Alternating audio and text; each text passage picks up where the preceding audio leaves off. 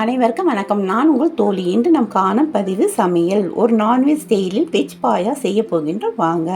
அதற்கு ஒரு கடாயில் 1 டீஸ்பூன் எண்ணெய் விட்டு சோம்பு 1 டீஸ்பூன், பட்டை 2, கல்பாசி 1, லவங்கம் 2, ஏலக்காய் 2, ஒரு பிரிஞ்சி இலை, வெங்காயம் 1 நறுக்கி சேர்த்துக்குங்க. கசகசா 1 டீஸ்பூன், தேங்காய் துருவல் 1/2 கப், 1 டேபிள் ஸ்பூன் வேர்க்கடலை, 1 டேபிள் ஸ்பூன் உடைச்சக்கடலை, கொஞ்சம் மல்லி, 2 பச்சை மிளகாய், 10 முந்திரி சேர்த்து நன்றாக வதக்கிக்குங்க.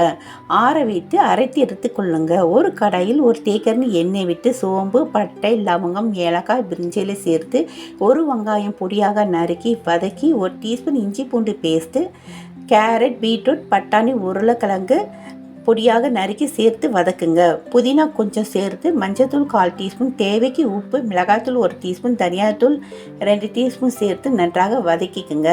அரைத்த பேஸ்ட்டை சேர்த்து வதக்கி தண்ணீர் விட்டு வேக விடுங்க.